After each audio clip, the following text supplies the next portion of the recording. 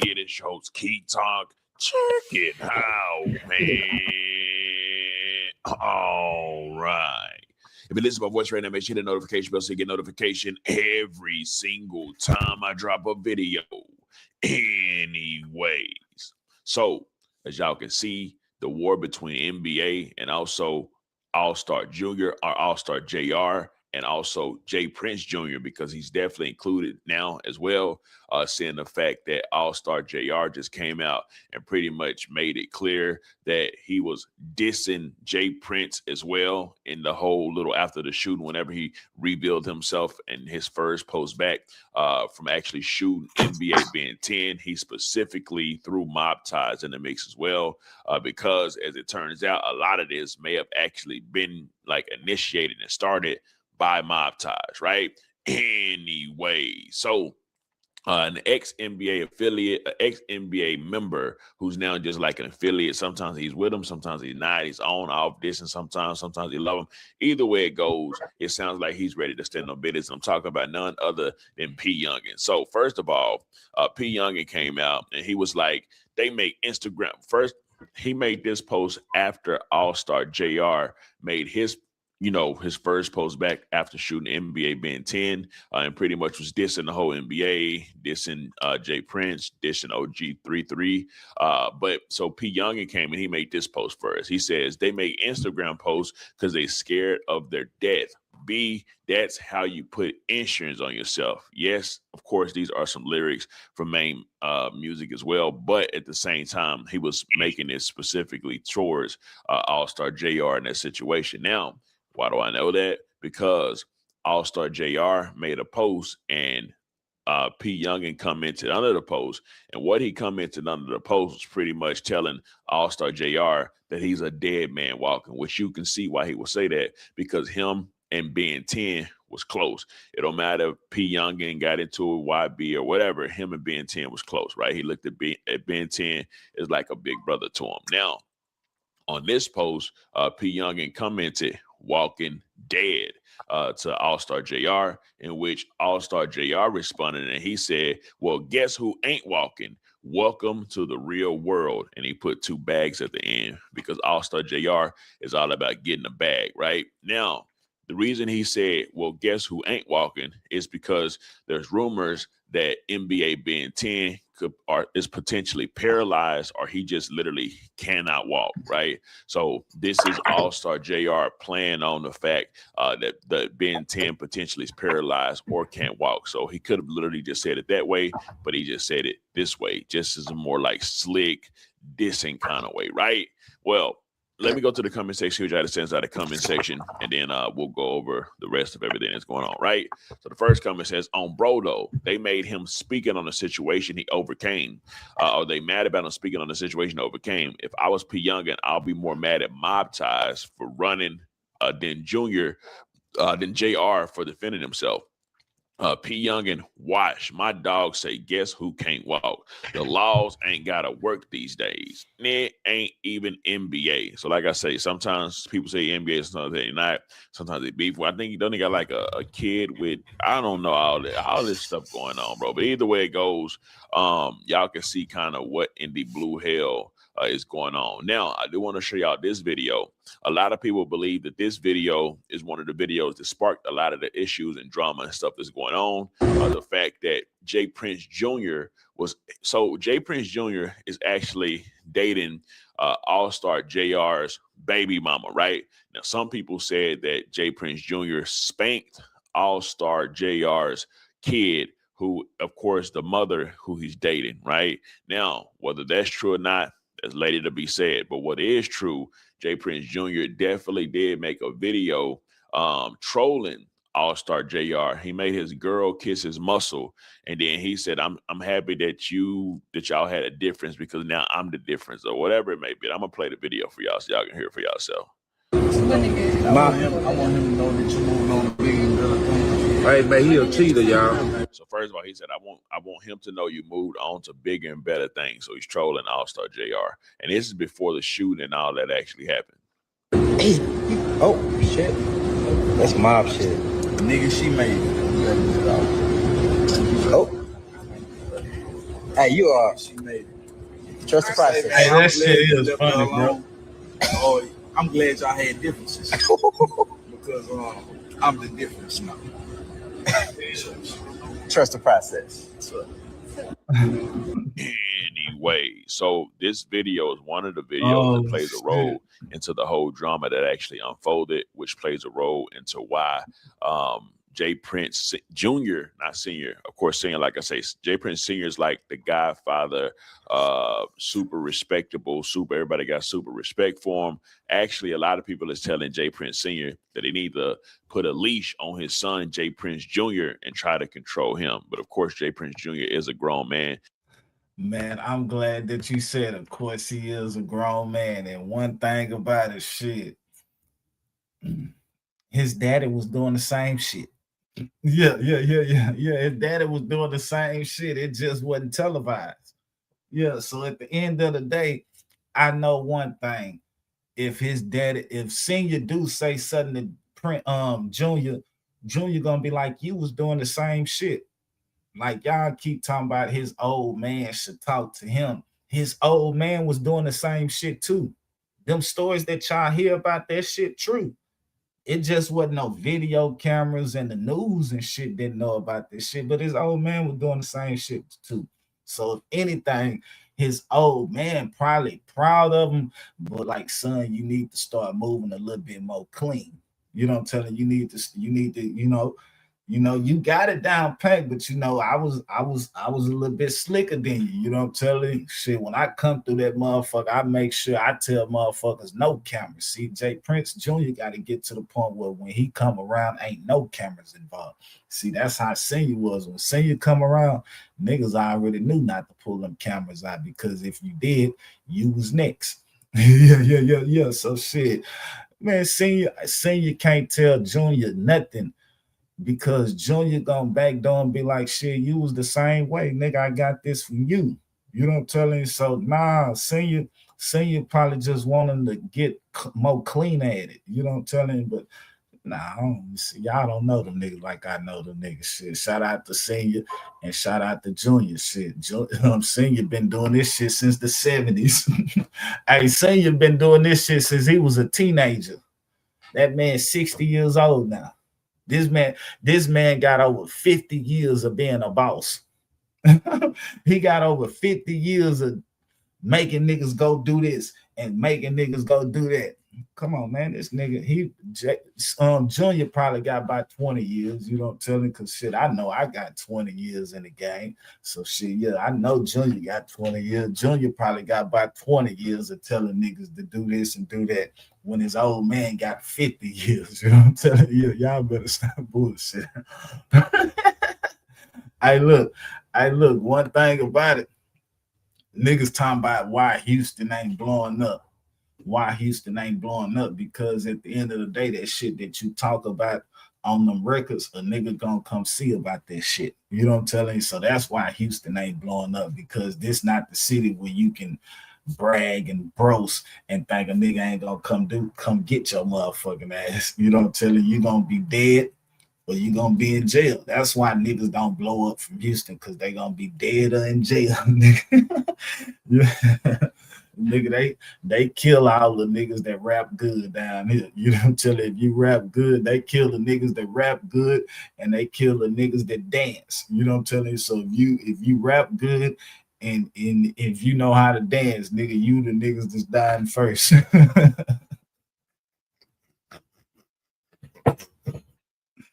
Hey, nah, that's just how it is down here, bro. Is look, one thing for sure, Houston is a club city. So when I say it's a club city, you can go out every weekend. You can go out Monday through Sunday and have a good time. I did it, but I didn't go in the club. Monday through Sunday, we used to parking lot pimp. We used to bring the slabs out and we'll go through all the clubs that's jumping. Whatever club jumping on Monday, we going to that bitch. Whatever club jumping on Tuesday, on down the week. Whatever is the hottest club, we pulling up in the parking lot. So yeah, I did that.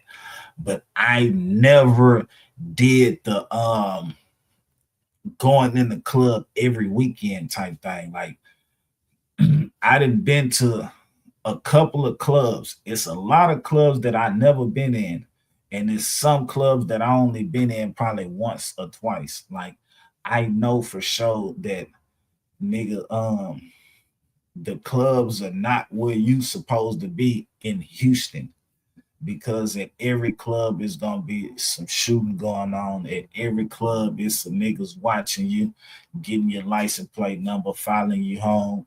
You can be at the club, goddamn it, and somebody running in your home. So one thing about it, the clubs in Houston are very, very dangerous. You know what I'm telling you? You can lose your life or a motherfucker can follow you home. You know what I'm telling you? I bullshit you not.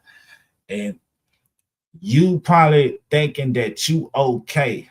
Yeah, you probably is okay, but you have to understand, and I had to understand that it's people that do this shit every day.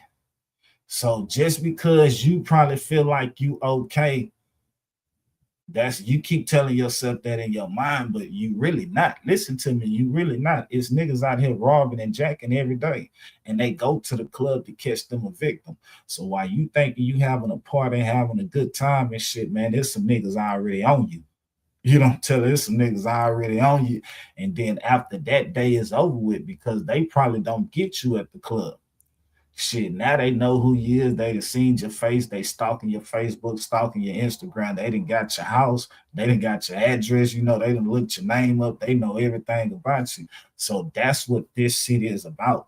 You can go to a club scene and have a good time, and then 2-3 weeks down the line, you be dead or somebody that robbed you, and you like, damn, what the fuck happened? Yeah, you don't know what happened, but it was when you was in the club balling. You had all your jewelry on and shit. You know, niggas are not used to seeing a niggas not used to seeing you in the club. So you a new face. Even though you from this bitch, you probably be in the hood grinding and shit. Houston is big. So motherfucker probably ain't seen you before. Or a motherfucker have probably seen you before, but a motherfucker didn't think that you was getting no money. So all I'm telling you is, man, the clubs is what niggas capitalize it. If you want a motherfucker to capitalize off of you, go to a Houston club, and I promise you, you will get capitalized off of them. Yes, a lot of niggas that make it home safe, but you gotta understand, what do them niggas got? The niggas that go to the club every weekend, what do them niggas got? What do them niggas have? You know what I'm telling? Like, trust and believe, if a nigga wanna rob you, a nigga gonna make sure like it's some money in the house. A nigga gonna make sure the drugs in the house. So you know what I'm saying? When niggas putting these players together, niggas gonna make sure you got something.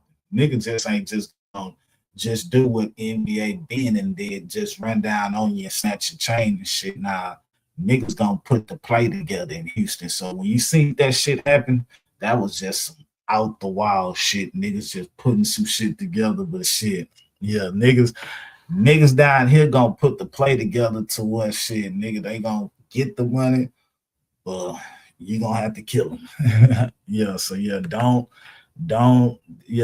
think that Houston is a great spot or a party city, man. And then it's crazy because like people probably think that a nigga like glorifying or bragging or shit. Like, no, nigga, I live this shit. I'm not glorifying or bragging, nigga.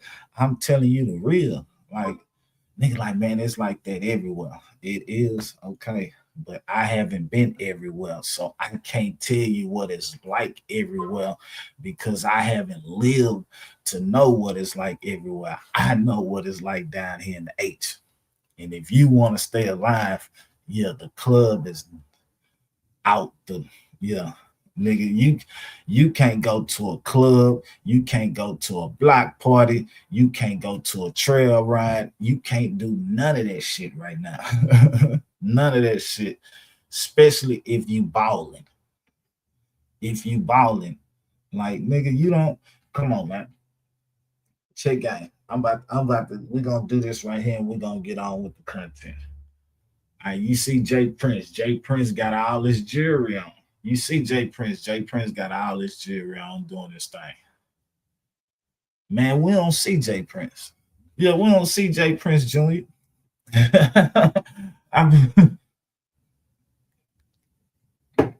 now you know I probably be in the highs and shit, but nigga, we don't see Jay Prince Jr. popping out in the projects in the hood with all this jewelry and shit on. You know what I'm telling?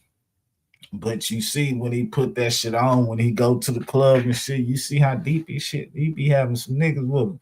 You can't have all that shit on and think a motherfucker ain't gonna try you, bro. I'm trying to warn some people, bro. I've been trying to warn you, motherfuckers, man. Yeah, this is not the man. This is not the city, man. Niggas is catching plays every day around, motherfucker. And you can be the play. I bullshit you not. Going to a club, that shit, you can be a play going to the club.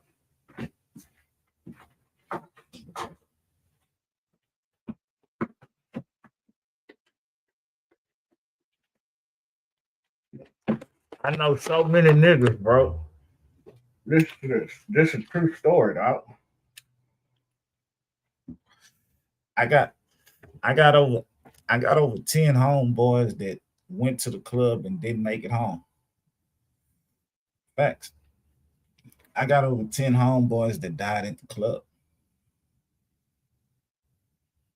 So just imagine you going to their funeral and seeing their mama and shit crying and shit. Like, yeah, nigga, we had to deal with that shit. You know what I'm telling you? So that's why we know them clubs are not it. A Houston club, yeah, that bitch jumping. You gonna have a good time up in that bitch, but you probably die in that motherfucker. You know what I'm telling you? Do you probably want to die? Like, you want to go out and have a good time, but you probably die. Come on, stop the bullshit.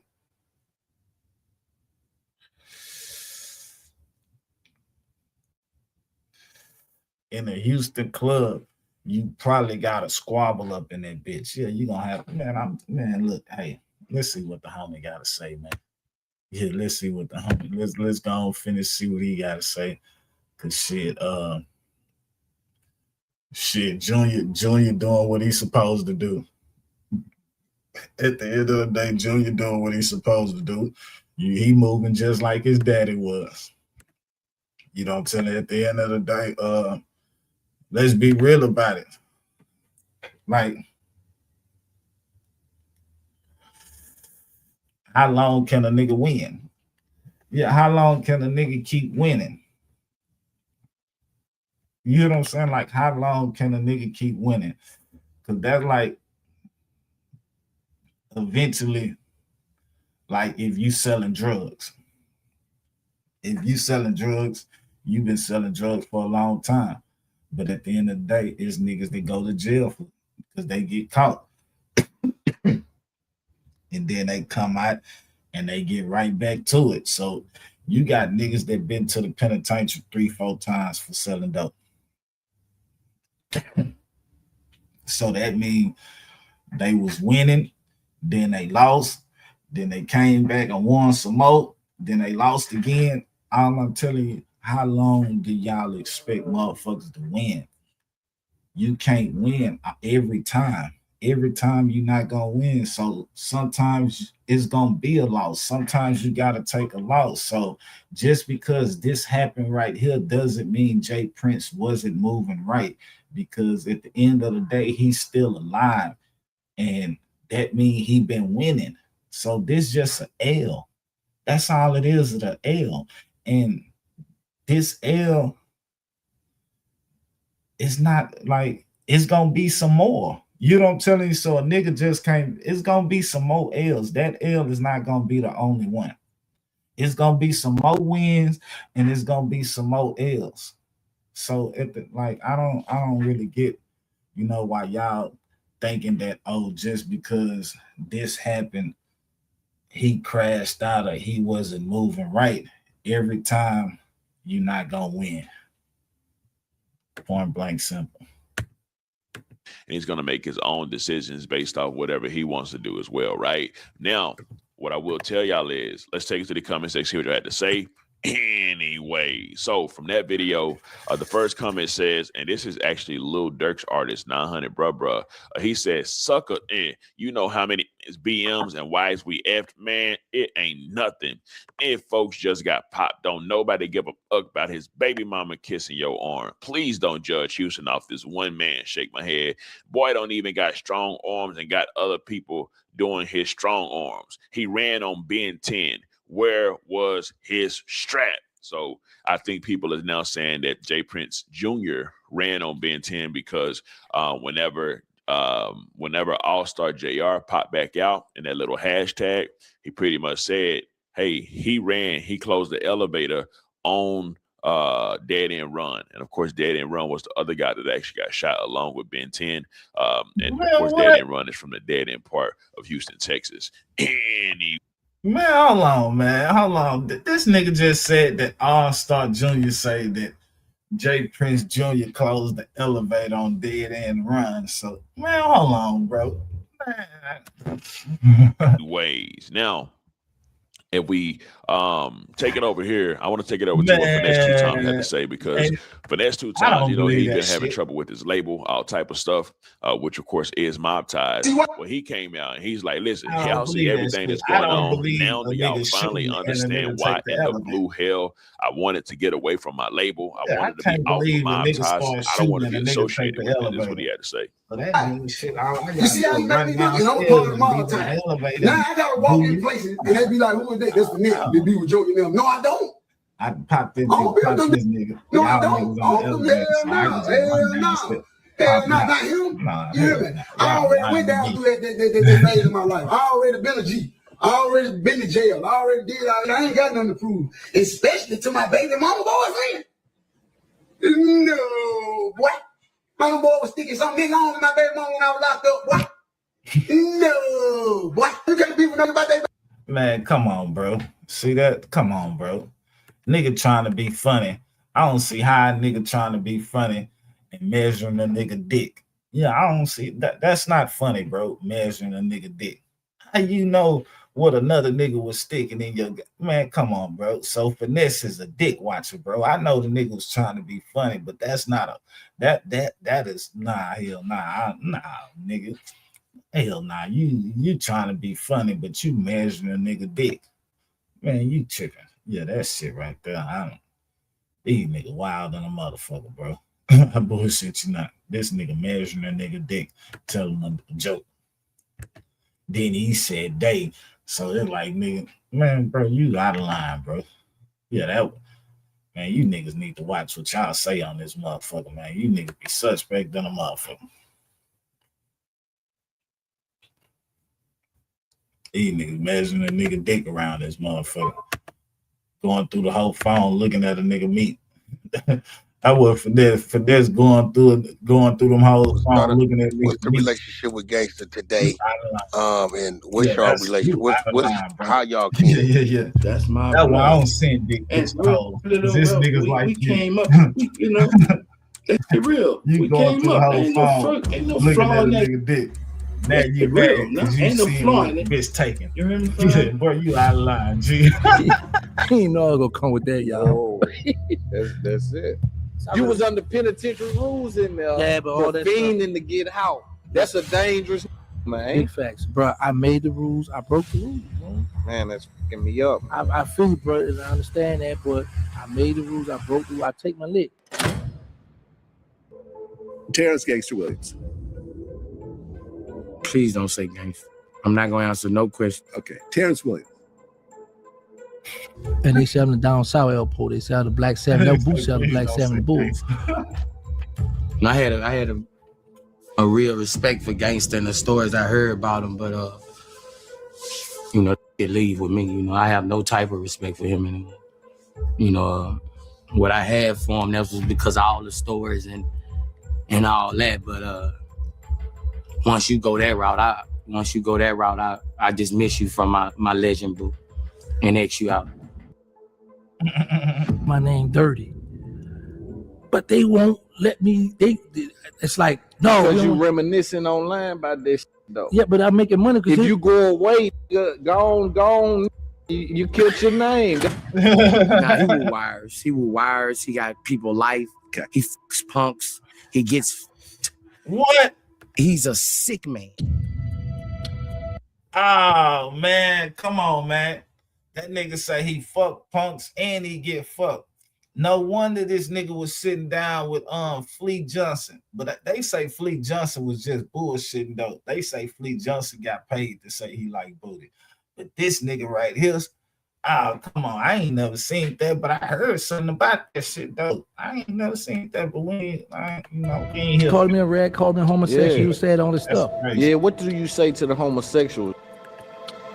And put in work in the streets, they say gangster. That's one of the good names they say. The nigga putting that up with rich niggas in the penitentiary.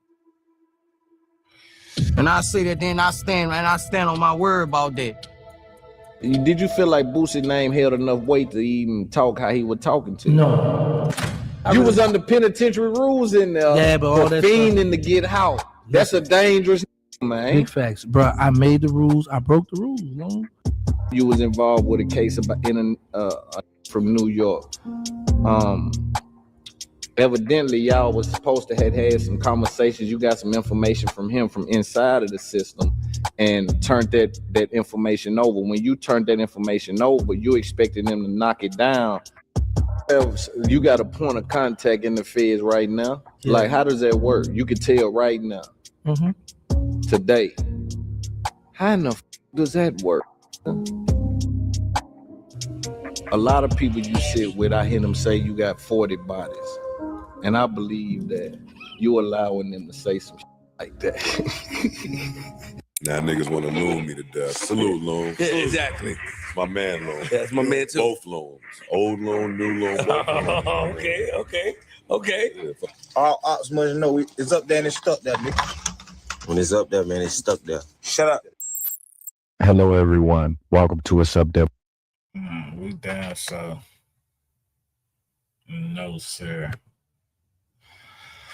That's the wrong one. I bullshit you not. I knew something was going on. I was like, man, hold on. This is not the right one. I ain't even watched that one yet.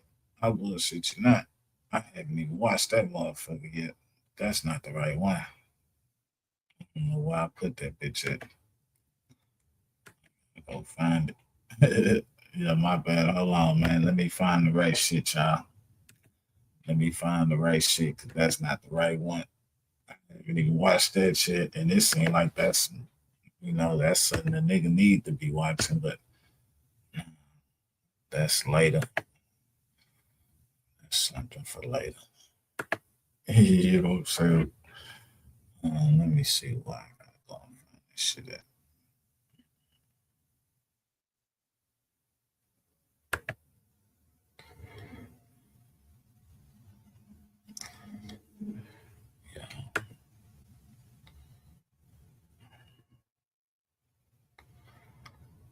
It's probably on my other page. Let me switch accounts. Appreciate y'all coming through though, man. My fault though. Ain't nobody typing in this motherfucker though, but shit. We alright. We getting some numbers through this bitch and the traffic coming through here. That's how we care about it. Make sure y'all hit the like button. That's all we need is the traffic to keep coming through here. Shit. We have the playlist right here. Oh, that's.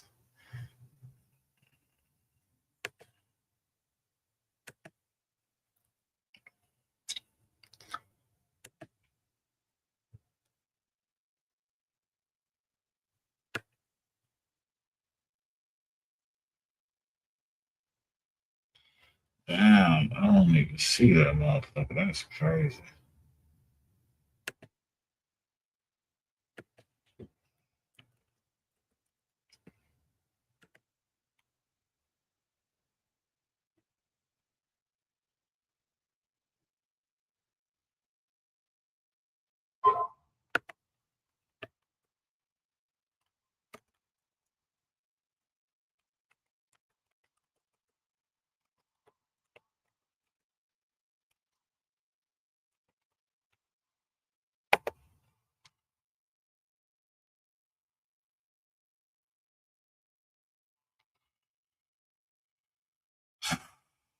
That's some crazy shit, bro.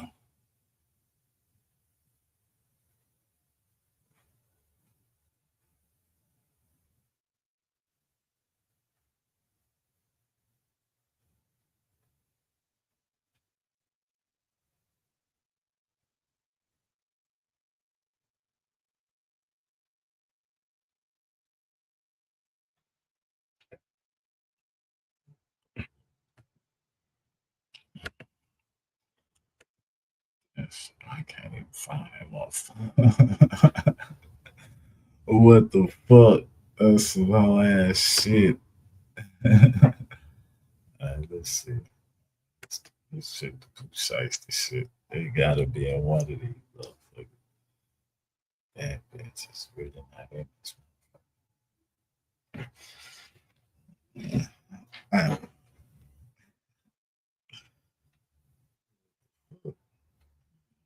Let's go to the history.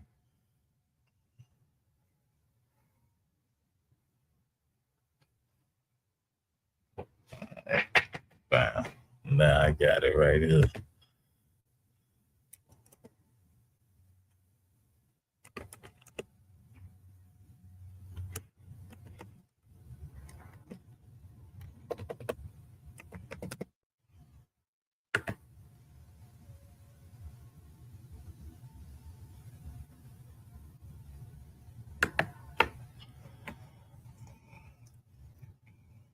Bam.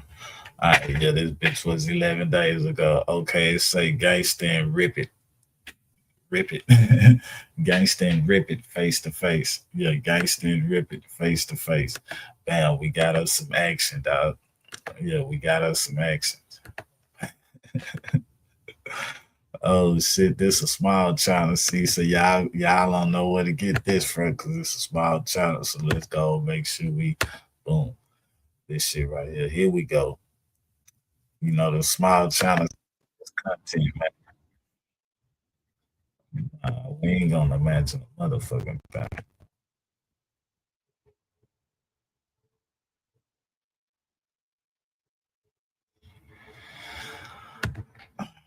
Let's go and get to it. We about to get to it. By the time we get to it, fuck. Man, here we go.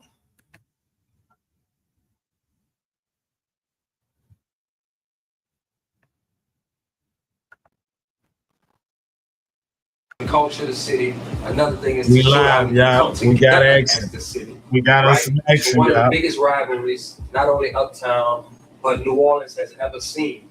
We have them both in here tonight, and they've since made amends with each other, so we don't have to worry about nothing else. But we got two of the heaviest hitters you've ever heard, ever. And they're gonna be in here tonight, and they're gonna have some conversation tonight. So the first person we want to introduce in the building, give it up for Ripper, aka Skip Out the Mouth. Y'all give it up, man. All right, shit, man. And of course, we got right here.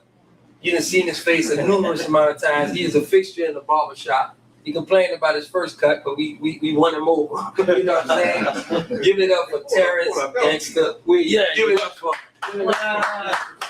Now, I'm gonna start tonight.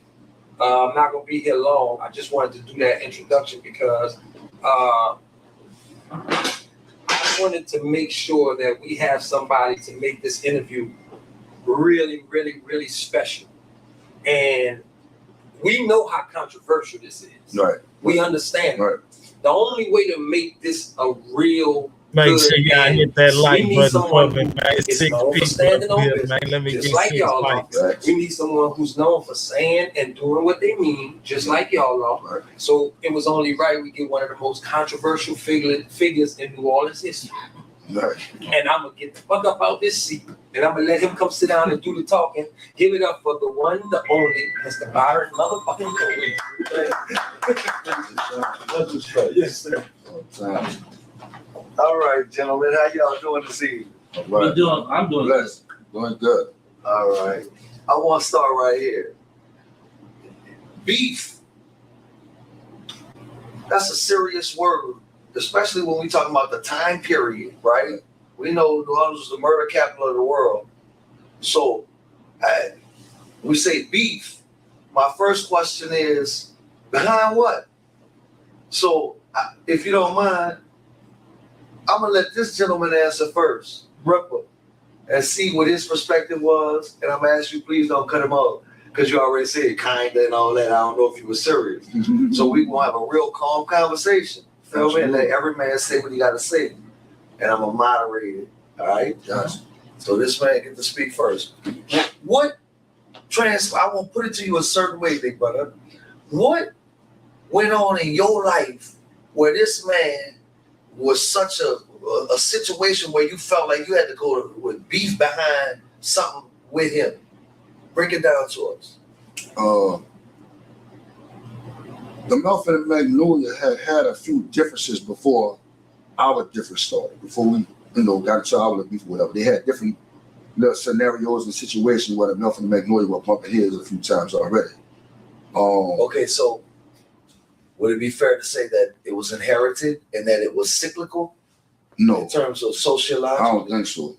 Because those instances were for different reasons. Okay. And so was ours. Okay. As you know, the Hot Boys wasn't just a rap group. It was a group of guys that Hunter got in the Magnolia Project. So, they started coming in the Melf and doing their thing and messing with the females back there. And then a few of the guys at the Melf started going in the Magnolia and hanging back there. So, give me a year on that when it the beginning of that, what you're describing now. This was like 95. 95, okay. 95. When the Magnolia was coming in the Melf, messing with our girls and relatives and females and whatnot, and then the Melf started going in the Magnolia, messing with theirs. A lot of these young ladies used to come back there in the Melf on pedal bikes. Or they'll walk back there in groups, in packs. You would have a group of girls from the Melf sometimes going to Magnolia, mess with those dudes. Mm-hmm. But this in particular time frame, all those used to migrate to the same clubs.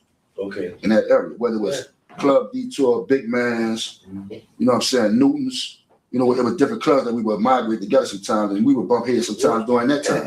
And what we used to come uptown to? The Detour? No. Yeah, that too, but one you didn't name. Big Man's. It's closed now. Right there on Streamline. On Taladon. Ghost Town. On Taladon. Oh wait, Louisiana. Yeah. Kilimanjaro. Kilimanjaro was a Big Man. Before you get to Kilimanjaro, on the left side. Sandpiper. Yeah. Sandpiper. Yeah. We used to come uptown to the Sandpiper, would be outside till like 4 or 5 in the morning. That's when it shut down. Make sure y'all hit that like button, make that subscribe to the channel, depending on if the people started buying drinks, they're gonna keep the ball. This in particular time, the Hot Boys were, doing their thing. It's part of the reason why the murder rate was so high. You know what I'm saying? Because they were cutting up. You know what I'm saying? And me being one of the dudes from my project going back there and messing with their females and doing our thing back there, I was actually robbed by his best friend. So his best friend robbed me in the Magnolia. Jack. And when he robbed me, I tried to take the gun from him. That pissed him off. He slapped me in the head with the pistol and told me, get from back here. So he shot in the air and I ran from the Magnolia to the Melf. So I went and got a couple of my friends, went back there because I left my truck back there.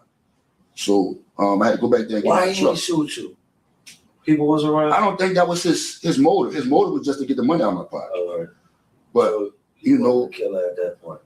After that part, that happened on like a Thursday. That following Saturday, hit the same guy that robbed me and a few of his other friends. They went to Club Detour.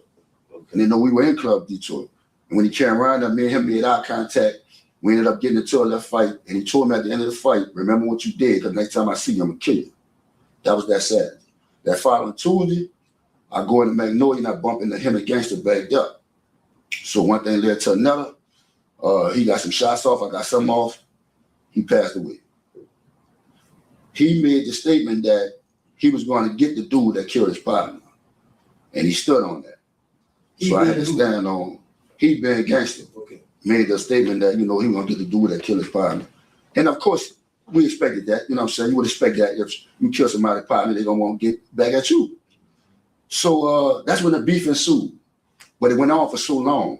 different instances, different episodes, different things went on. So wait, listen. So like we have a real conversation, right? Everybody good? Right. Okay, so I'm from the 7. You heard 7 War Soldiers, right? Absolutely. That's all my partners, right? Yeah. So what I'm trying to figure out is, we starting at 95, right? Mm-hmm. All right.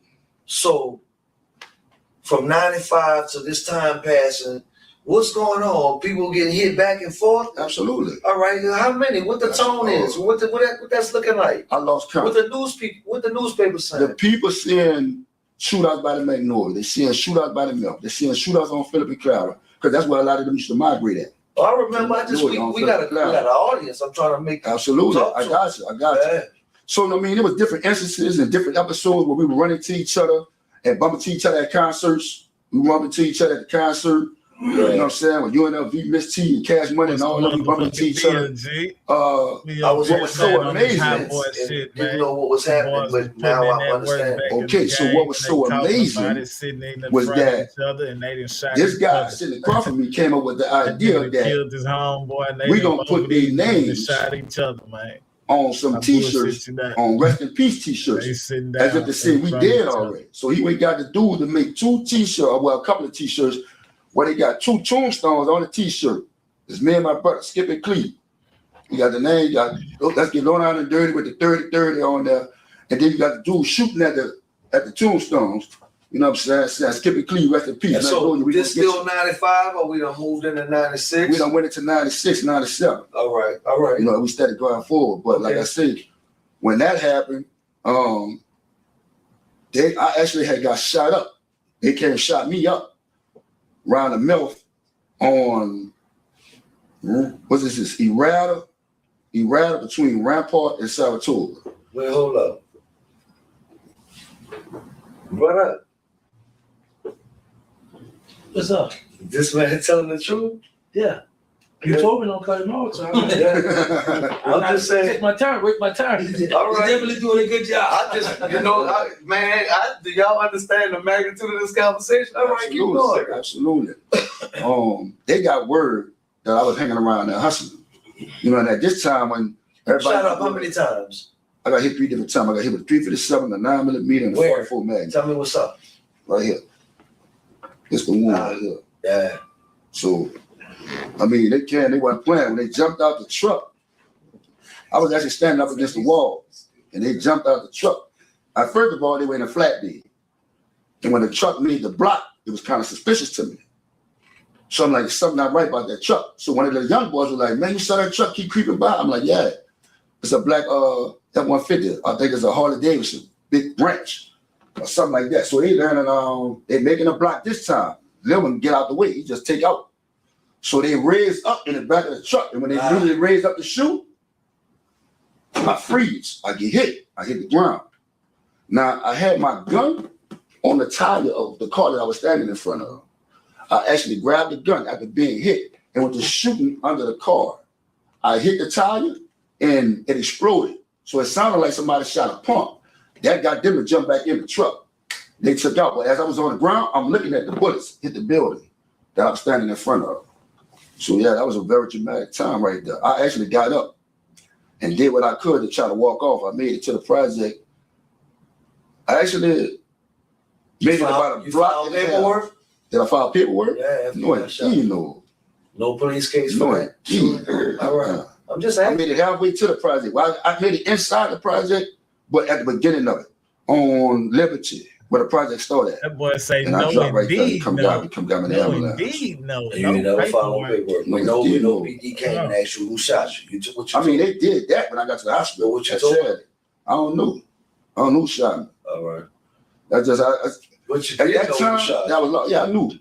All right. But at that time, I'm it was just talking more. All these young niggas sweating gangsters, right? Yeah, So right. It was more common. Conversation. It was more common for you to see.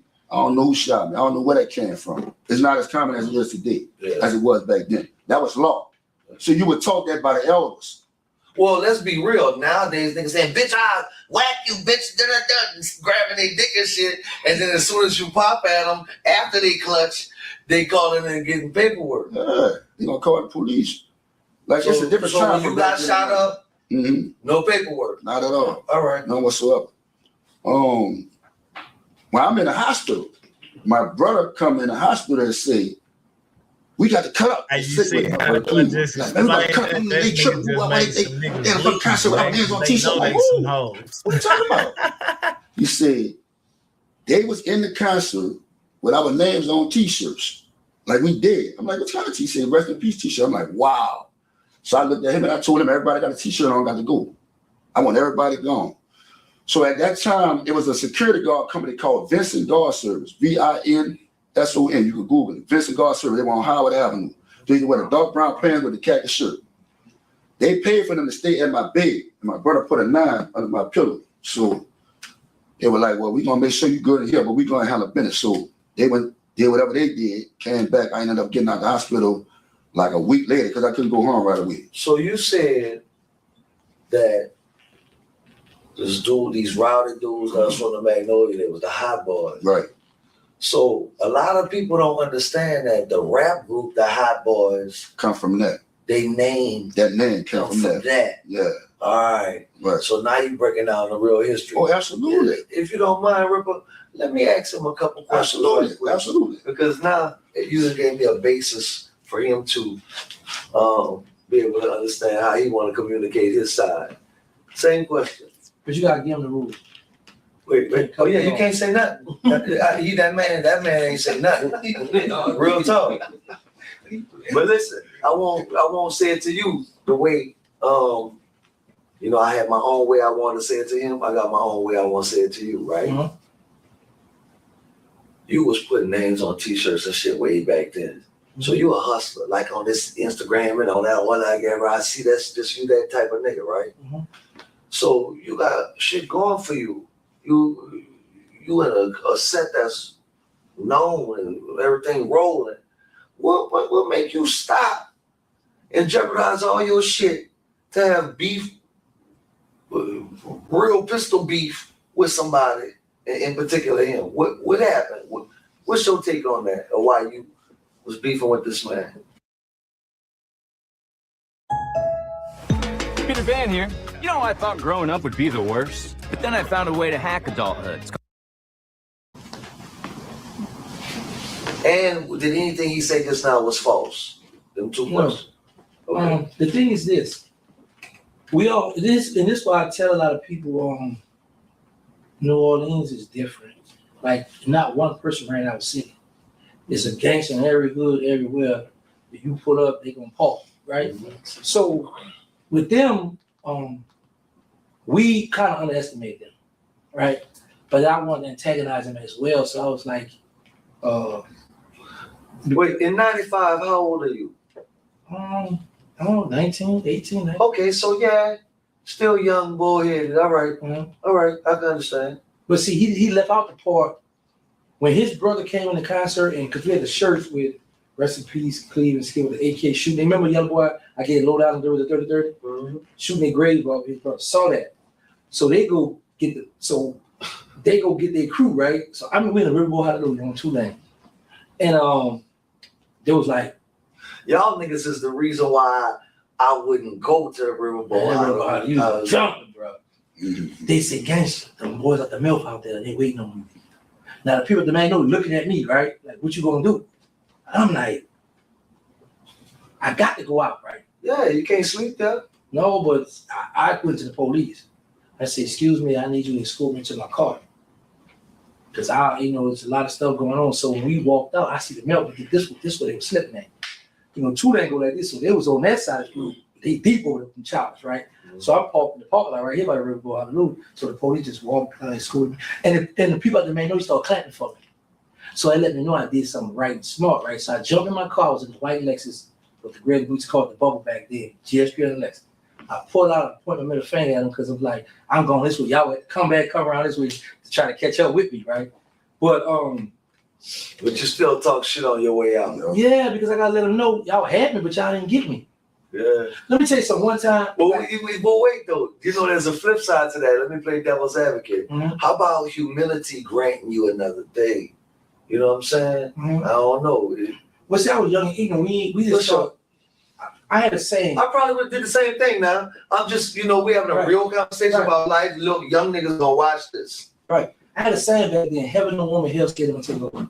Actually, when I got into it, the 7 boy in jail, that's another story.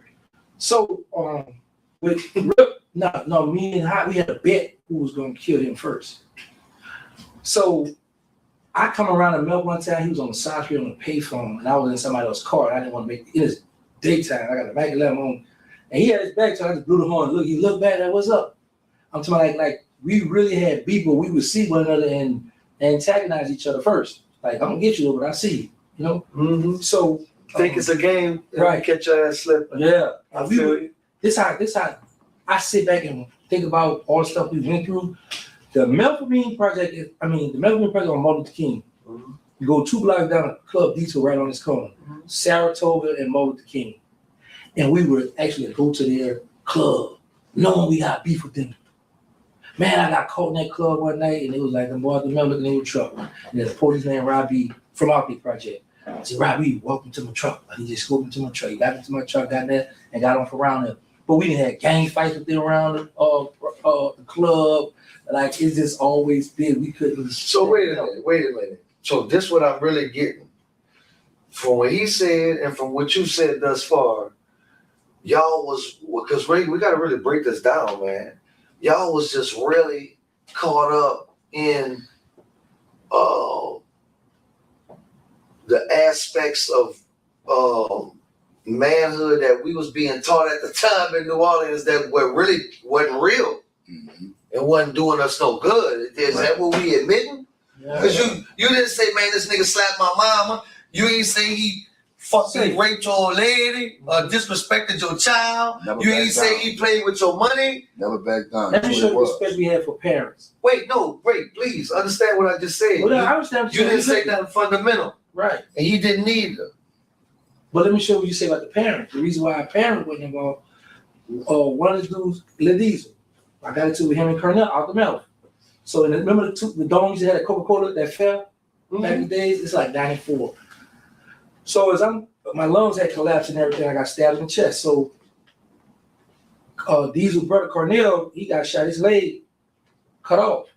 So when I come in the hospital to get a checkup, I come up the elevator, I see him now. In my mind, I want to walk up and slap him.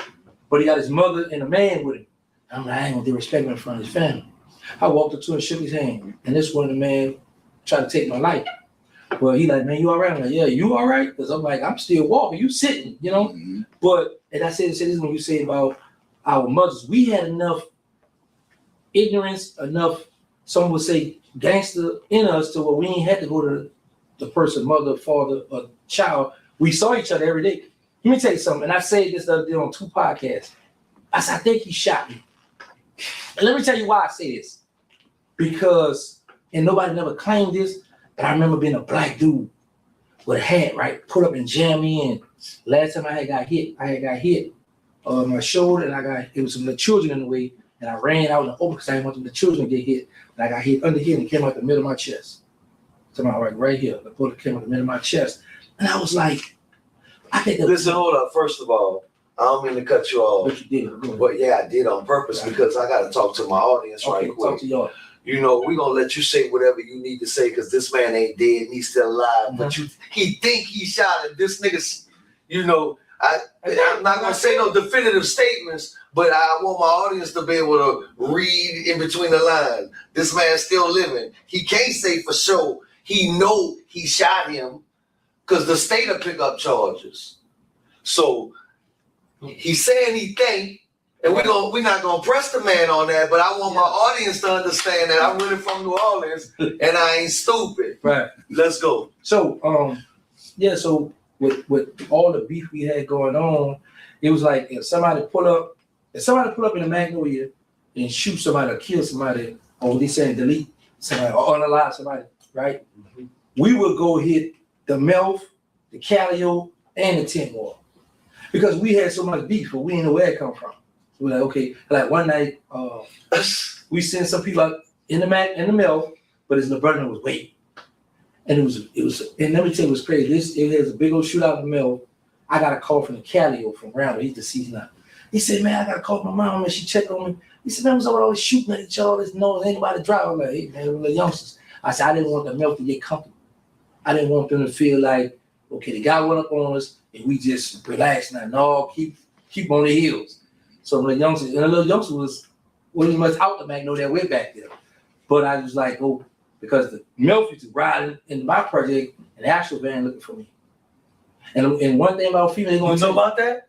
Definitely. Okay. Definitely. And one I thing, mean, we talking about the mouth and shit. The fucking we in the interview. Let's run it. This nigga know about that, right? It was his people. All right. It was his Ripper people. know. All right. His little brother was in the car, so I'm looking at him. All like, right. They like one thing about females, you're probably gonna like the milk boys back here. Yeah. And they're gonna tell the Magnolia boys back here. Yeah. And they're gonna tell yeah, they gonna tell it. What color car you riding in. Yeah. So and it's up from there, man. But I would tell your audience this. I lost a lot of good men in this war and over the years, and I'm just happy that God picked me. I'm 51 years old to be here to tell you. So can I ask you a question? I'm going, fellas. All right, bro. All right, big brother. It was good to see you. God bless, man. Meet you, brother. Hey, bless, bro. Stop smiling when you talk about shooting. Man, I love it, bro. That's just me, bro. So I gotta ask you this, man. This a real question now. I got a real answer. All right. So I talked to his man, and I done heard so much of shit, right? Mm-hmm. And I'm talking to you, and I done heard so much of shit before I even met you, right? Mm-hmm. And then we got the commonality in the conversation of the Hot Boys rap group coming from the Hot Boys Out Your Project, right?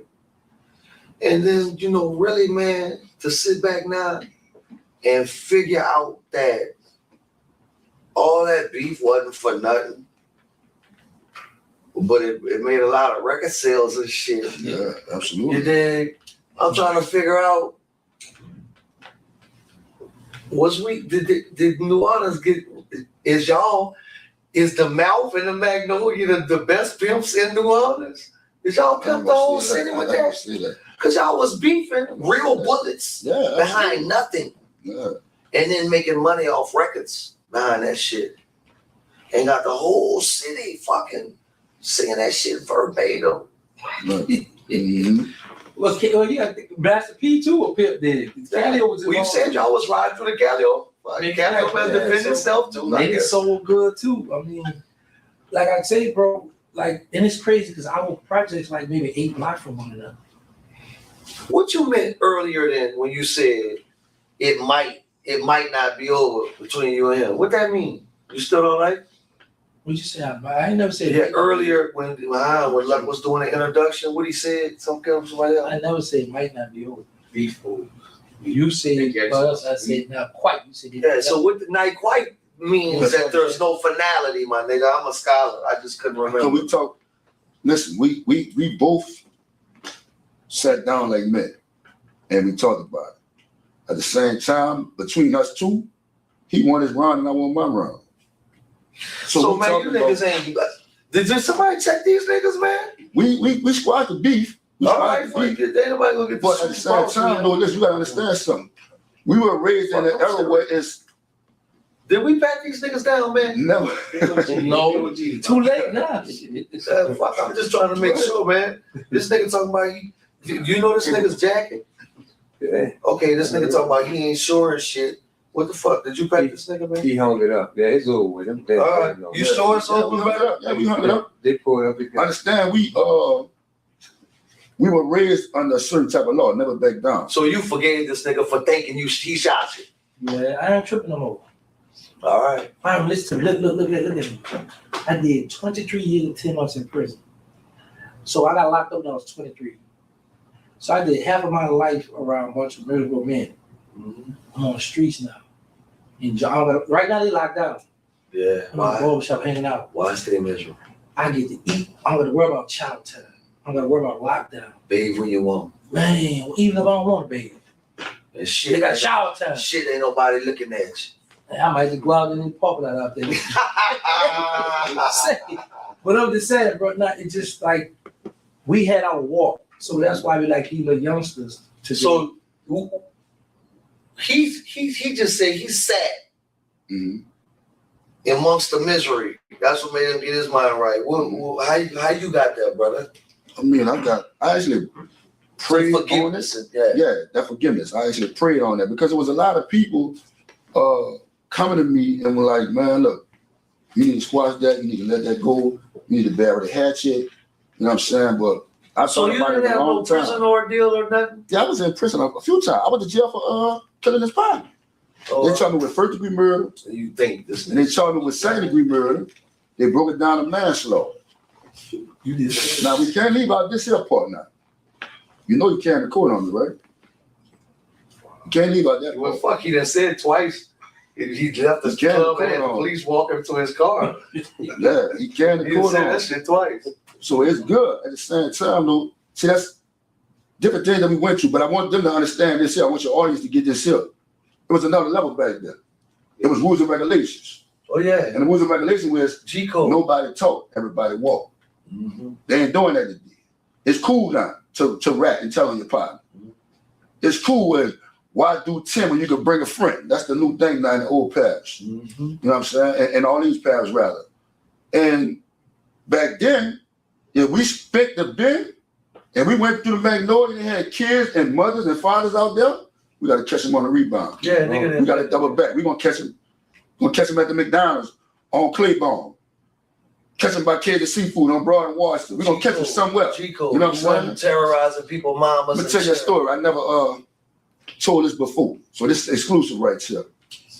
I'm in a barber shop on Felicity and Magnolia. And I'm just sitting there in the chair. I just had sat in the chair. And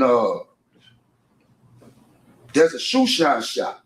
Shout out to Al Shoe Shine Shop. Right next door. He used to go in there and shoot dice and gamble a lot. And some of the guys out of Magnolia used to go in there. So I'm in the chair. Keep in mind, one of my best friends today, shout out Larry from the hot spot. He opened up the cape and put it around my neck. And I realized I got the two hammers under there, like this. And I see them outside, because there's a big old glass.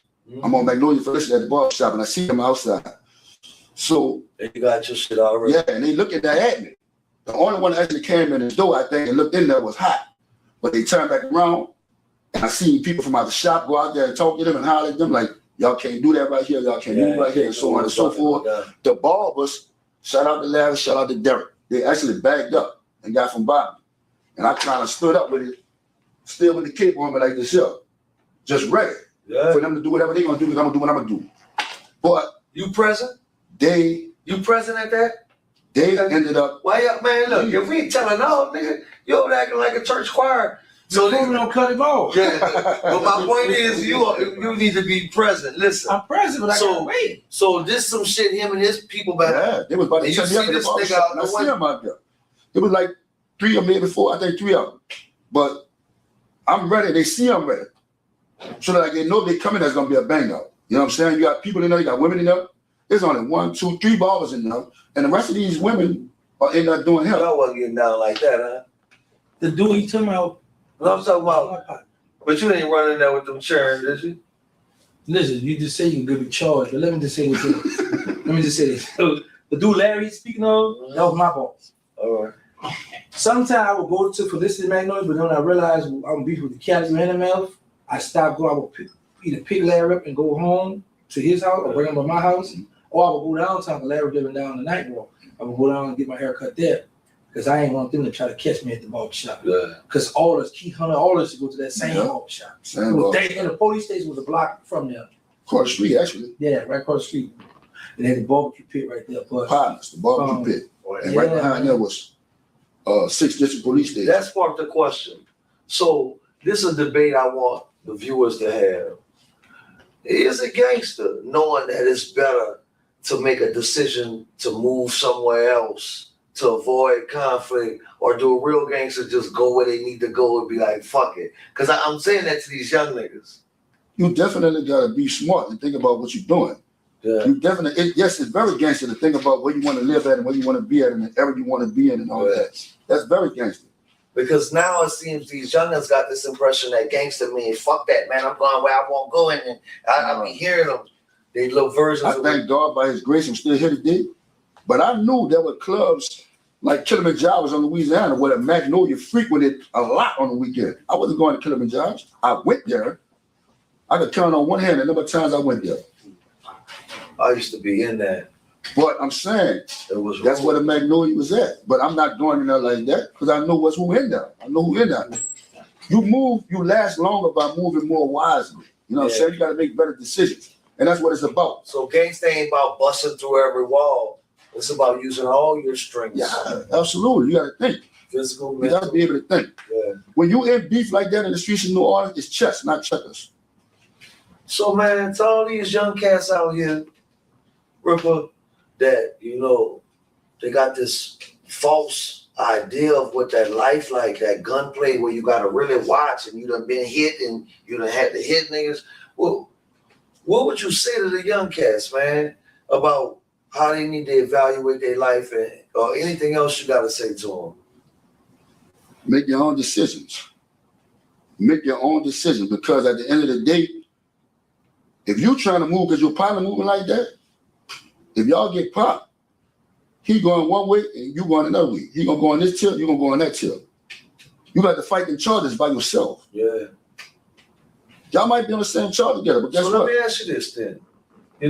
If I'm talking to a gangster, then define it. So look, your first reaction to that question make me think that half of these niggas there because they head first. Absolutely. All right. Well, because a lot of times you got to think about it.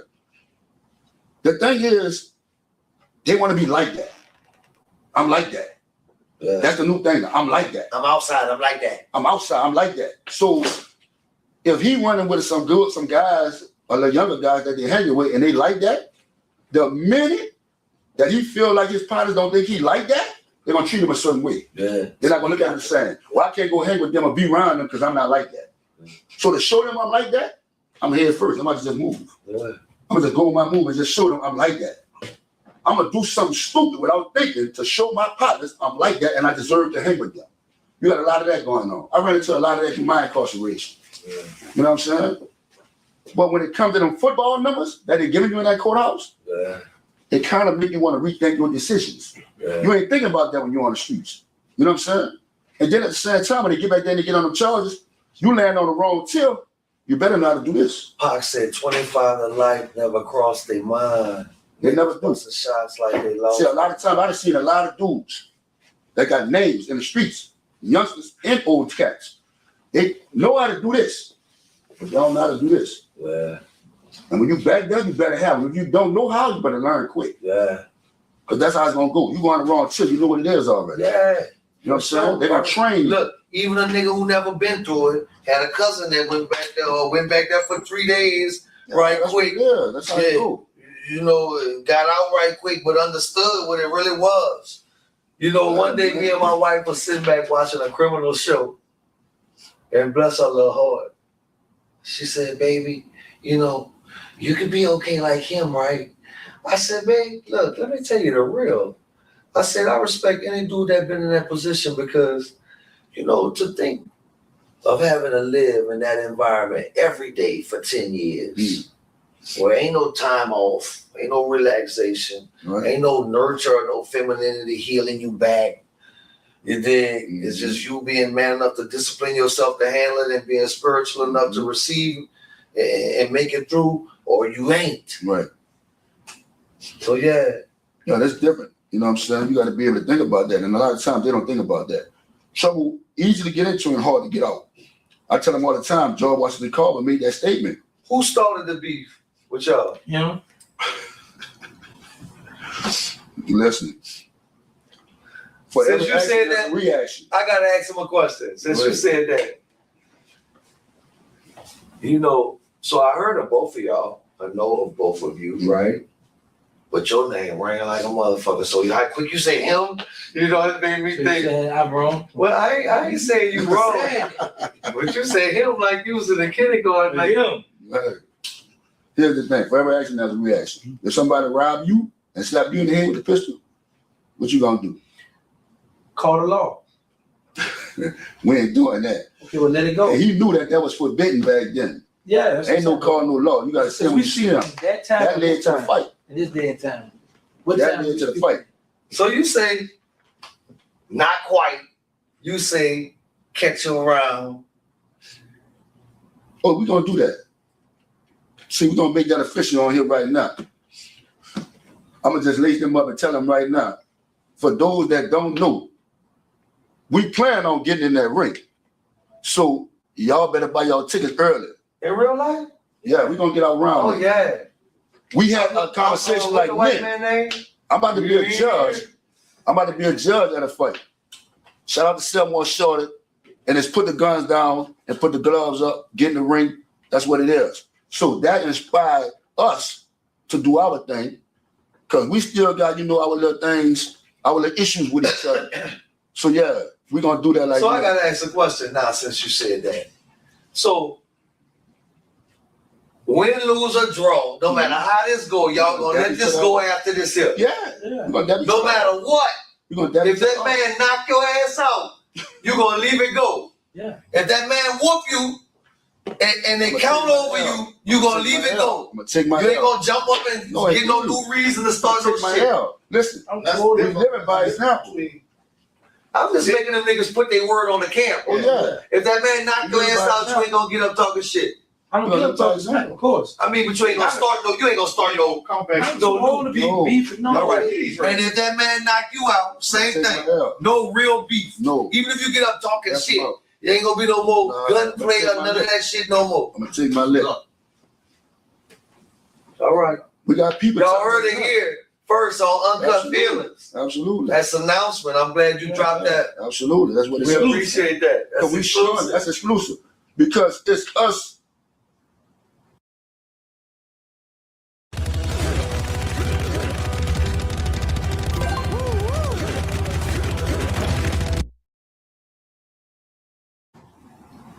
Living and showing by example that you can put the guns down and get in the ring. Yeah. And that's what it is, you know what I'm saying?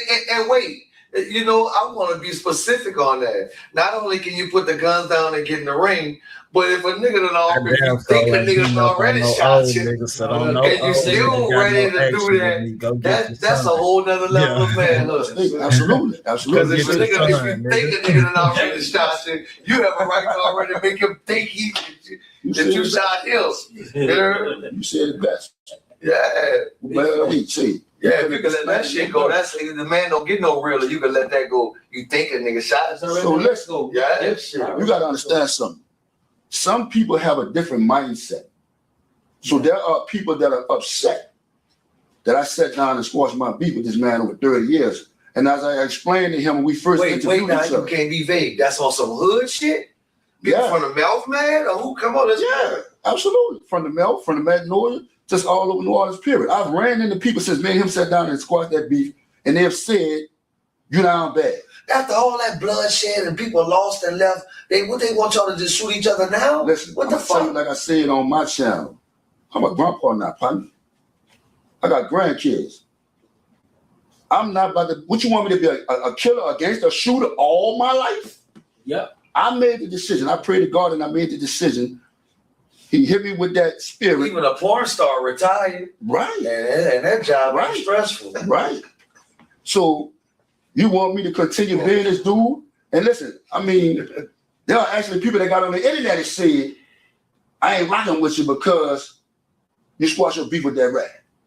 Or because you talking to that rat. What I love to say is, I'm going to drive this car. Ain't nobody going to drive this car. You know what I will tell you? Can't nobody direct my traffic but me. I done had numbers on the gram and on Facebook for a decade plus, right? Right. Never in my history have I got so many phone calls till I was on a video with this nigga right here. And I have no idea who. I mean, I know, the street talk, that's maybe about but I don't know the man. Right. You know what I'm saying? So it's, I called him one day. I don't remember exactly what I said, but I was like, motherfucker, who are you, man? He said, what you mean? I said, man, fucking Angola done called me. Hunston called me. The Mouth done called me. Fucking the Night Lord done called me. Everybody want to know something. And I've been on a lot of videos with a lot of niggas. Right. You something else. Yeah, you sit over there and laugh like a pawpaw. Real talk.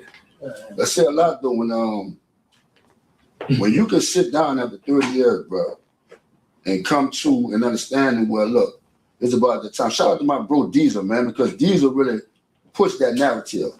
I'm gonna say shout out to my brother Chopper, Young City, because Diesel and Chopper really was on me about that real heavy.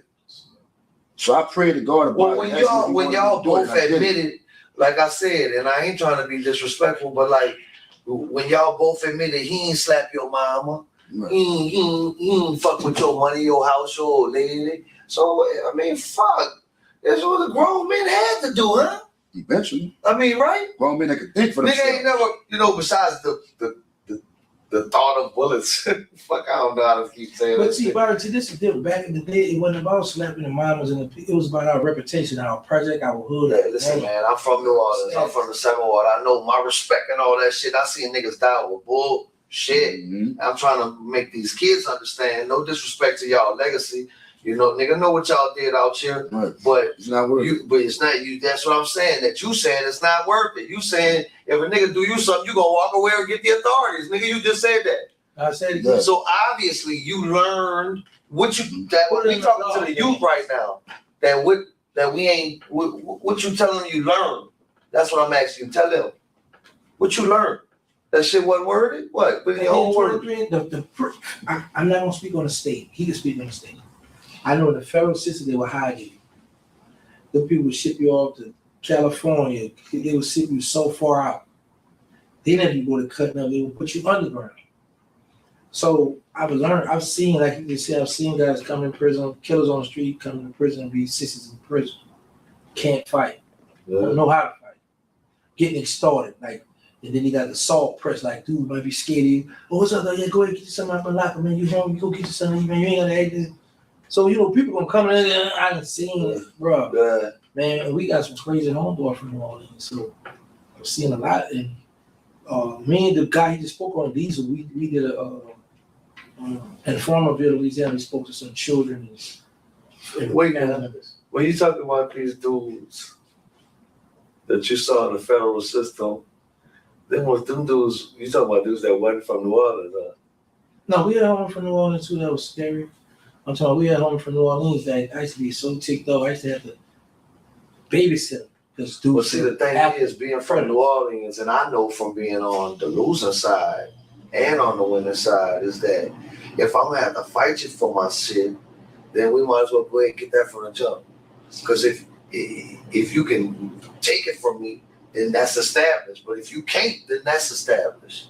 Yeah, but a lot of guys don't see that in the beginning. Not wait till I get fed up and one day mad enough to try it. You feel me? Yeah, I hear what you're saying, but there's a lot of guys that when you're going to go to the rec, or go to the child, or go to the commissary, you're in there doing it by yourself, or you're in there cell by yourself, that dude's gonna slide in there. Some dudes might have 2 knives. He go, you want to go, what's up? Well, some people, some people ain't ready. Man, why would they give me a knife? Just let you know that it ain't gonna work. They know you ain't gonna push it. Some people just go read the person like, he ain't gonna push that. Oh knife. Yeah. Or he might not know how to handle the knife. Right. He might not know how to work the knife. Yeah. But you got some dude that pump fake coming and throw your knife, I got a knife, and people like, okay, let's go. Nah, I just want to see what you love to play. I just want good. So they come up with pump fake games, but if you be like, nah, man, I just want to do my time and go home, man, it's over with, but man, I've seen a lot of them, bro. Yeah. A lot of them had to run up under the home. My brother, remember that white styrofoam cup right there? See if it's empty for me. Say, brother, you know my son, he called me from Colorado. Dad, I suck that. So I've been trying to tell this nigga look at my podcast for years, right? I was on a podcast. I said, oh, that's nice, Dad. I get a phone call from his Dad, I saw you on the podcast. I said, yeah, man, you did good. So he started talking. I said, which podcast you saw me on? Gangster Williams. I saw you on there. So you got my son watching. I said, this nigga. Yeah, and that's another thing. I didn't really know about YouTube. I didn't know the magnitude of YouTube, how far it goes. So I had people from the country hit me. Like they were me and him that always YouTube beat, right? I didn't want to entertain him because I knew what would happen. I knew he would blow up. And then some of the same people that send me clothes and send me stuff, now they in his inbox, all in his comment, send me traitors. know what I'm saying? He would take me on the hello world. He all cool and calm. I do like, but it just kept coming. And like, he would do regular video. He do a video dissing me. He should call me the flunky of the year. Yeah, that's how this shit is on this motherfucker, man. You gotta understand so I learned this you shit. got bulletproof emotions in this game. How this shit is on this motherfucker. You know what I man. will say? Life is not a sprint. It's a marathon. Endurance, longevity is the key, right? Right. And so, you know, I do, being really from New Orleans, seeing a lot of shit, having lost close family members in these streets, right? Mm-hmm. I do respect the fact that both of y'all was in positions where the average nigga on the street ain't fucking that nigga gone, but y'all still sit here. You know what I'm saying? Absolutely. I had to speak on something when he was talking about the dudes in jail. It gave me a thought in my mind about the younger guys that's out there that's watching this. And you were asking him about the dude throwing him a knife. In so many scenarios, I saw this cup. I told the dude, bring me the cup. Think about a young dude going to jail, 23 years old. Now, he got like 10 bodies. Allegedly. He got like 10 dudes that he supposed to be killed. But now they done caught him. He first in a second-degree murder charge. He in jail. And he going to tip. Now this dude might be 160 pounds. Young dude just started out in jail. His people sending him money. He making a $200 store every week. $200 commissary. You got this dude coming from Angola in the old parish. He on a court order. He get him 30 years back. He's trying to fight a charge on appeal. He walk in the dead room, built like Thor, the superhero. And he tell them who got the 10 bodies, jump in that cup. How you think he's gonna respond to that? Literally, take your body and jump in that cup. Little daddy should understand he in a situation where dude telling you something he know you can't do. Right. So we got a bigger issue. I understand he's 23 years old. He never been in jail before, bro. Yeah, but still come and tell me that this nigga we about to fight. Like how you say you would handle that situation, a lot of them dudes not gonna do that. A lot of them dudes gonna get it up and they gonna fold. But see, the end result of folding like a hole like that is you gonna get whatever coming to you anyway, regardless that route. Not everybody folds. Not everybody gonna try to jump in that cup. So listen, you gotta understand, I never been a gangster, right? Mm-hmm. But I am that little dude from the 7th Ward that a lot of dudes, after we fought and they won, they left me alone because I wasn't scary. Right. I ain't run. Right. Where they'll say other niggas was running and they take their chips and shit. Right. They come outside with their cold drink and nigga take their whole fucking cold drink. Mm-hmm. Talking about bust up. Right. I will go ahead and take my lick that day. Because, you know, I got to give you something to think about. You can't have my cold drink every day. Right. You know what I'm saying? Mm-hmm. So I guess in jail, the stakes is high. A nigga might stab Absolutely, you. because guess but what? You know, if you're making an attempt to jump in that cup, then a $200 commissary you making every week. It is. That's what dude $200 in the cup. Yeah. And if you don't make an attempt to jump in the cup, he's still gonna take the 200 if he really Thor, right? The minute he tell him that. But there might be a nigga easier to get than you. People to jump over the cup and pop him. Yeah. Nah, but Byron, when he tells they should really do that in HOD back in the day. That's really a thing. Yeah, template. Yeah. That's a template. Shit be like that. Same thing with, I got a knife, you got a knife, come on, let's go. Yeah. But that was worse. To see grown men eyes get big like that, they used to just tell it to them youngsters, you tell it to grown men that coming up. And niggas sitting there knowing he know what the players been talking about, man, I don't understand. You could get beat up. You could get beat up. And every word he said, respect in the world after that. When you fight Thor, just the fact that you fought back and popped him, when you jumped over the cup, you're gonna have all the respect in the world. That's what I was saying. But a lot of them, like I said, they don't know that. Yeah, because they don't want to take that one fucking L. They're scared to take the L. You gotta think about what you do before you do it. Understand that there's consequences and repercussions to everything. Yeah. And that's what I try to tell them. Use my life as an example of what not to do. Yeah. That's why I don't mind getting on my channel and telling those stories about what I did or what I went through in my life.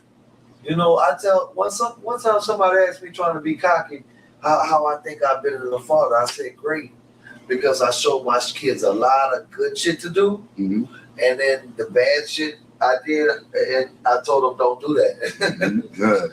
So we covered everything. Right. As you should. Yeah. But understand, a lot of these dudes, man, today, a lot of them, I think that's what we went wrong at, because a lot of us didn't have our fathers. My father did 16 years in that board. Yeah. If I'd have had that man over me to tell me, Ripper, don't do this, Ripper, don't do that. Now, let's be honest. I would have never got into it with him. Not to just tell you, because I had good loving father figures, my parent and my daddy and my papa that told me, but also that was going to go that extra mile to bust your ass and put you in your place. Right. If you didn't respect it. Right. That's what, a lot of brothers, from here was lacking. Right. The new thing now, I feel like, is everybody feel played. Everybody feel played now about something. Well, they're so self-conscious. And self-conscious. That's not what it is, though. Stop feeling played about everything. Well, so self-conscious nature comes from over-examination or under-examination of oneself. And so all that's personal complexes, which means they need to go deal with themselves instead of projecting that energy. Right. You know what I'm saying? Right. That's the real truth. Like right now we having conversations, people don't want to keep shit real. Like no matter what calm word you use, Jezebel or whatever, people act like there ain't no trifling females in the world and that they don't need to be put in their place. But we can talk about a fake cat, a phony nigga, you feel me? Right. And so we got a lot of shit to do to get our community in order, but this is a big part of it. Two people who think they done shot at each other. Right. Shot a person, I think. Who think they done shot each other. Yeah, I'm trying to keep the words. Y'all niggas is alive. You can get cocky if you want to. Two people. I ain't going to jail, so I'm two people who thought they might have shot each other. Right. To sit in a barbershop and got real bullet holes in each other and let that shit go. Mm-hmm. That's monumental, man. Absolutely, man, because we both lost a lot of brothers and best friends, people that we love and care about on both sides. So sometimes people say in the streets of New Orleans, like, it went too far and like too much blood been shed for us to squash it. Ain't no such thing.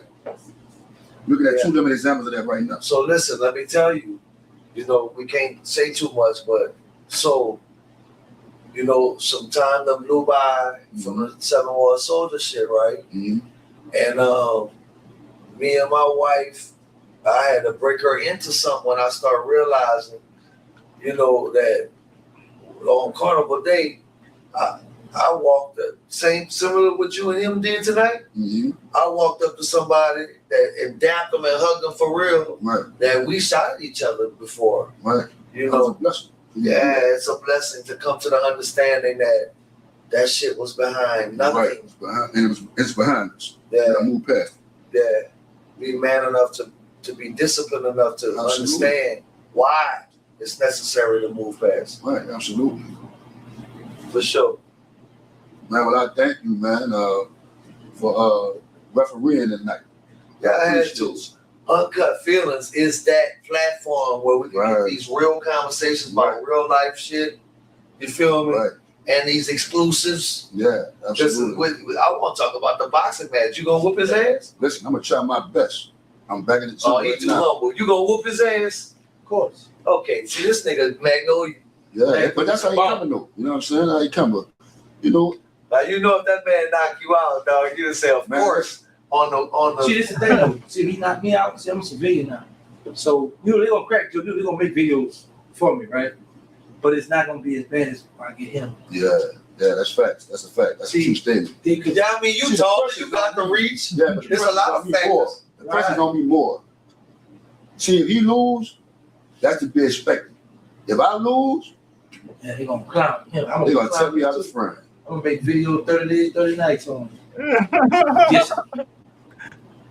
Man, I ain't going for that. You gonna knock that nigga out? Shit, what's the date? We're putting everything together. Put it together. Just let y'all know this here. And they can tell you how they want it.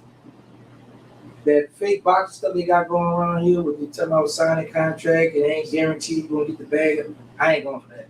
We ain't doing that. See, my people who I deal with, Aiden Ralston and Chelsea White, who got the real deal holders, real money, the real bet. That's what I'm looking for. That. I'm not about to. I'm not about to be in the backyard. How many rounds? If you niggas is cheap, I'm just saying, y'all rounds, man. You in boxes, how many? 3 to 5. Okay, because I'm about to say 5 too many, man. You can't go no. I'm about to say you can't go no 10. No. They're gonna be a nice. You gonna train for real gangsters? I got Jews already from California saying they coming. Big brother look like you might be in shape. You look like you might need to jump some rope, man. I will say, he done lost a lot. We had to do it bigger than that. Yeah, but that ain't my point. Boxing is some that shit around is long. Yeah, that's why you gotta run around and hold. Hold up. So look, we need to put a clause in right now. If they end up with draw, y'all got to give everybody their money back. No, indeed. Yeah, somebody. I'm not listening to them. If ain't nobody eye black and you represent the Magnolia and the Melt, somebody I gotta be black. He gonna bust up. Listen, he gonna bust up. Somebody lip gotta be bust. I'm wrong. I gotta be it's gonna be content in there. That's gonna get their money. That's a fact. That's been an epic rivalry, man. Magnolia and the Melt. Y'all can solve that right now. Believe that. For real. Big y'all hood proud. You know what really is? Ain't none of that running. We looking stand for up in there and get a you channel, nigga. like a pay-per-view channel we can put it on. That's how it really is. Real punching down here. Yeah. So those that can't make it to the fight, can watch it on TV, but they gonna pay. That's how it really is. Say, you know what? I'm gonna give y'all a jewel right here on the end of this show. Y'all old, but y'all got enough influence and experience in the street to make this a real series. And you get a team of young niggas, I can start sending them to you. I know who they are. That ain't scared to fight and run around here trying to prove false points. And we can send you a team and we can do this shit for real in real life. We is. No, not you two niggas. I'm talking about the little. Yeah, I know what you're talking about. Yeah. I just told you I'm hooked up with some people that's really paying people that's really. Man, I got a little nigga just asked me just now when I told him to back up off a situation in the 7th. He said, well, Mr. B, you need to bring the gloves back. I'm going to fucking wind up having hurt this time.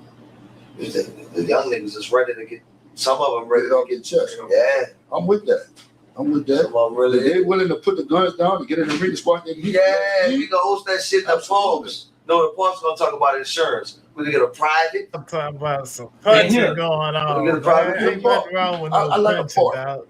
Yeah, like shake a part with a lot of people. Shake the boss. That's The shit will never let it in. You got to have insurance. I'm talking about we can do city park or better if we do it in here. Because you black got a lot of women people and make them stream in. Way, you know what I'm telling you? Shit. Get a little You gonna go to jail. So what you gonna do in percentage jail? of- How you nigga? You gonna have to do some punching, nigga. Absolutely. Guaranteed You can't go to percentage. jail and be no Look, hoe. you think you gonna get famous being a gangster rapper, shoot at niggas, coming in and step into the Terror Dome on this fucking camera and whoop that nigga ass and watch how famous you get. Right. Yeah. Absolutely. Where you don't gotta go to jail or nothing.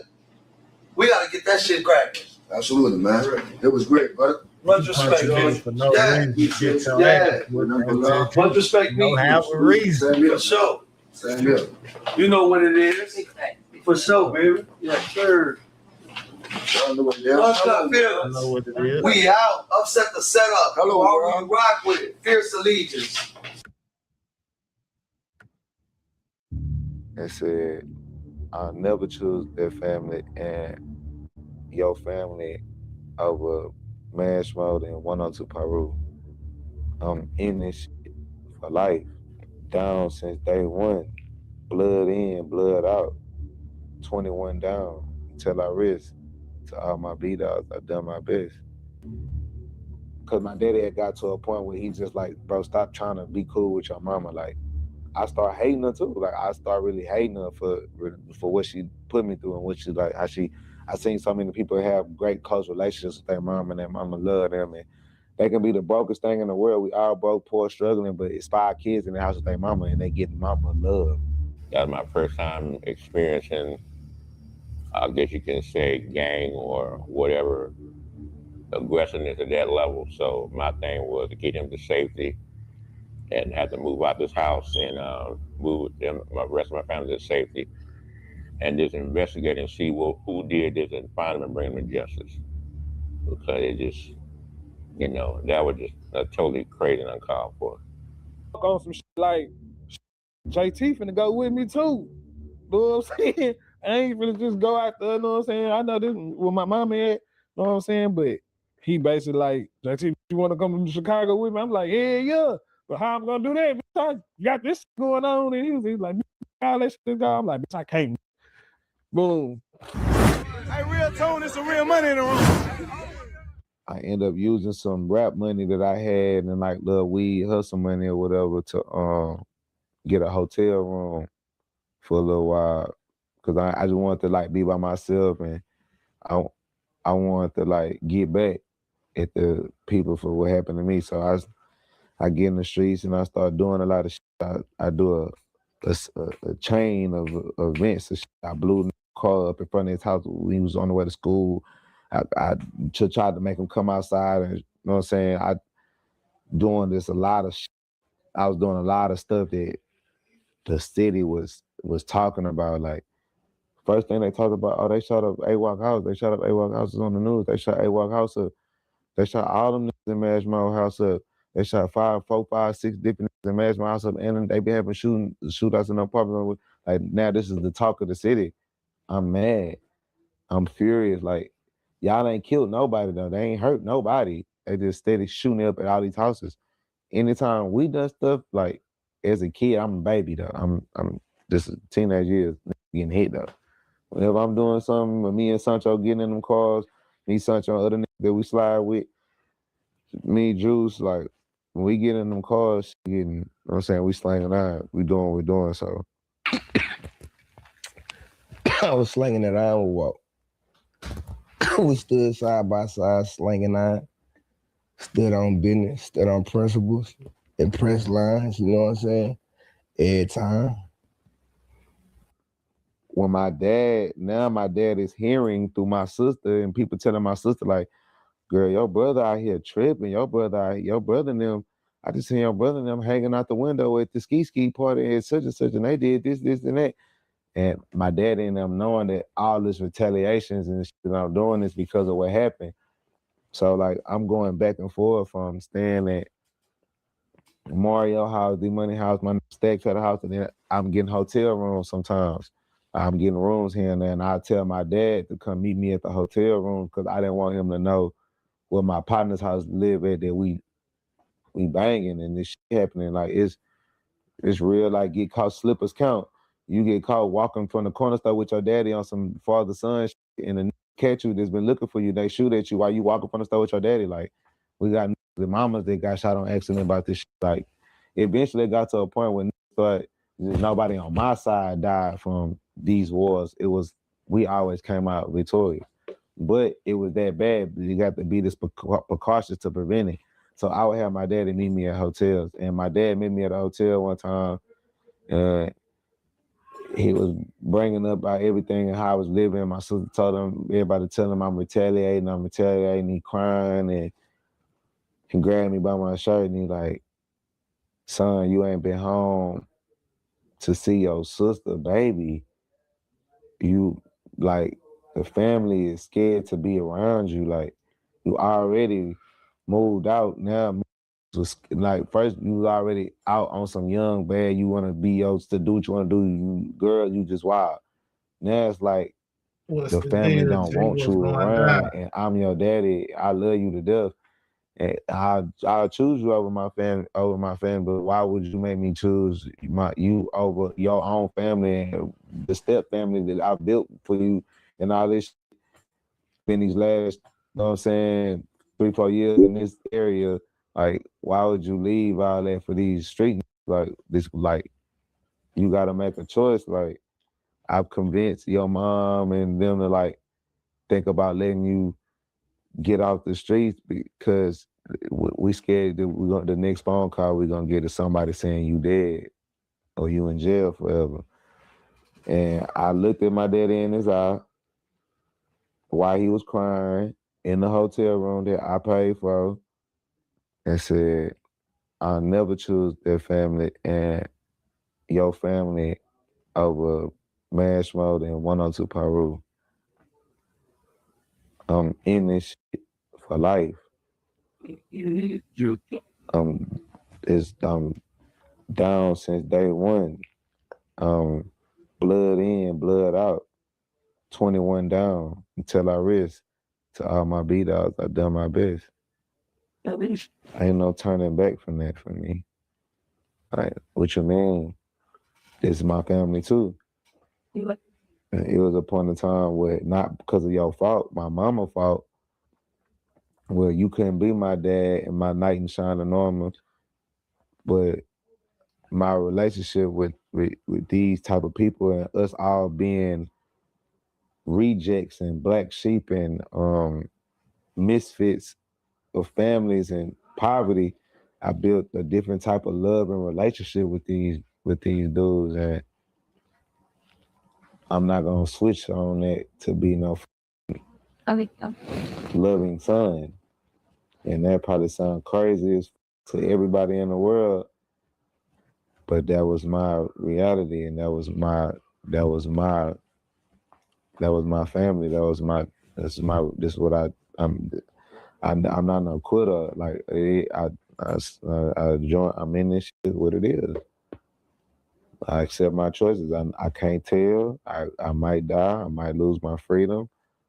I might lose family members. I might lose whatever. But for the glory and for the respect and for my history and my heritage of being who I'm gonna be when I do grow up, I know that this part of my life is gonna be important to that story. And I'm gonna make sure that whenever my name come up in the history of Houston or in these streets of being a part of these type of lifestyles and shit, that a nigga can't say nothing bad on my name, that I wasn't what I rap about or what I'm like. That's why we're here to right now. That's why we're here. That's why we're doing this interview, because every person that you've heard about me before you heard about me.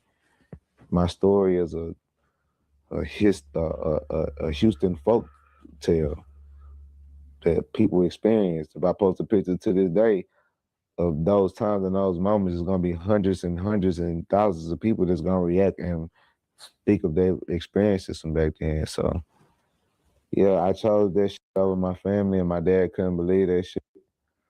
And he was heartbroken. And the last thing he offered me when he left, he was like, if you ever get satisfied with this bullshit that you do in these streets and you don't die, I promise you, because I know a part of the reason why you go so hard with this shit is because of your mama. Because my daddy had got to a point where he just like, bro, stop trying to be cool with your mama. Like, I start hating her too. Like, I start really hating her for what she put me through and what she like, how she, I seen so many people have great close relationships with their mom and their mama love them, and they can be the brokest thing in the world. We all broke, poor, struggling, but it's 5 kids in the house with their mama and they getting mama love. They're getting their mother's love. There's nothing, no love on earth like a mother's love. There's no hug like a mother's hug. There's no consoling of the pain of a child or confusion of a child like the assurance that comes from a mother. I only had my father. Stern love, stern discipline, stern emotional connection, stern, tough. Yes sir, no sir, everything like that. But I'm still bad than the bitch and don't give a fuck. Right. After the house gets shot up, his pop really was not even staying at his pop's house. That's what was so crazy. That's what really me up. I'm so mad at Pop. Like, man, you done got my, you done finna send my out to Chicago.